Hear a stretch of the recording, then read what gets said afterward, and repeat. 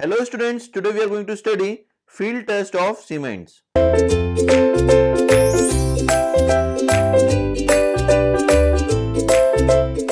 Now, field test of cements are: color should be greenish grey, smooth feeling when cement is rubbed between the fingers, it should feel cool when put in cement bag, amount of cement thrown into a bucket of water, it should float.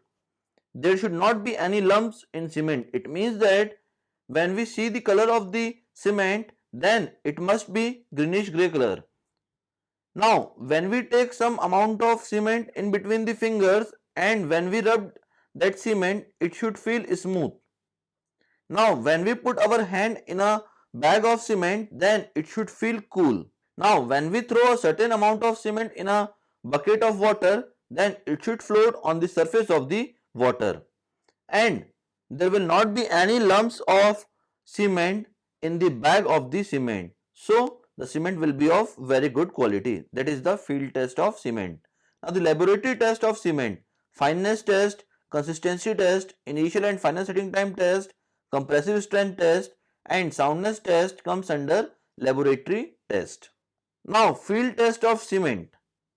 First one is date of manufacturing. As the strength of cement reduces with age, the date of manufacturing of cement bag should be checked. Second one is cement color. The color of cement should be uniform.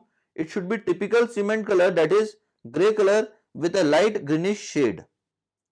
Third one is whether hard lumps are formed.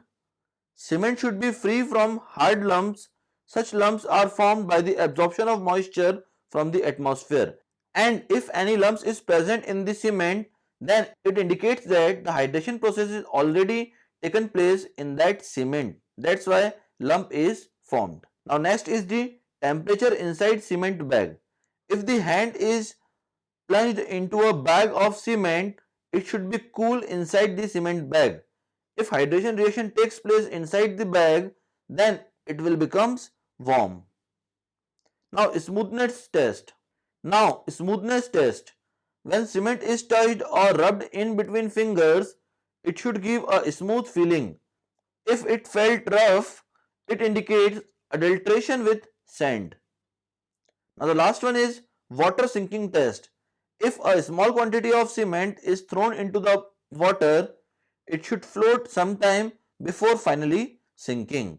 That is all about the field test of cement. Thank you very much, students.